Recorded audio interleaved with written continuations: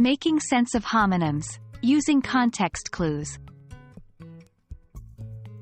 Hello everyone and welcome to today's video.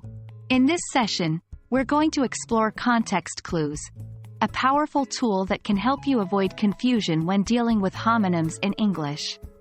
If you've ever been puzzled by words that look or sound the same but have different meanings, then this video is for you.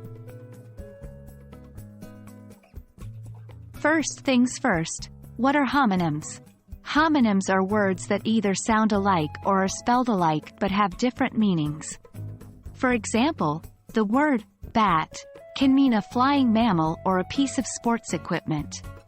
These words can certainly cause confusion, but fear not, context clues are here to help. Context clues are the words, phrases, or sentences that come before, after, or around a certain word in a sentence. These clues can give you a good idea of the word's meaning. You use context clues without even realizing it. Every time you figure out a word's meaning by looking at the words around it, you're using context clues. There are several types of context clues that can help you understand homonyms. Definition clues. The sentence directly defines the word. Synonym clues. The sentence provides a word or phrase similar in meaning. Antonym clues. The sentence provides a word or phrase opposite in meaning. Example clues. The sentence provides examples that hint at the word's meaning. Inference clues. You'll need to infer the meaning based on the overall context of the sentence or paragraph.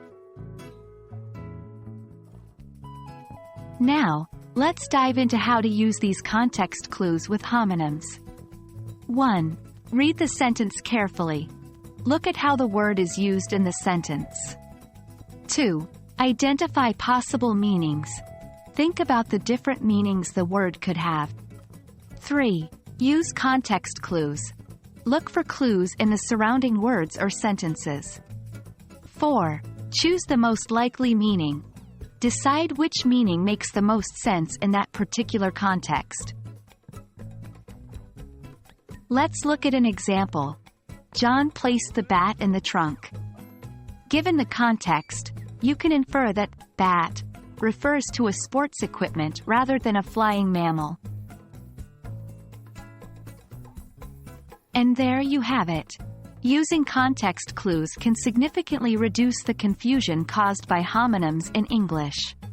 It's all about reading carefully and paying attention to the words around.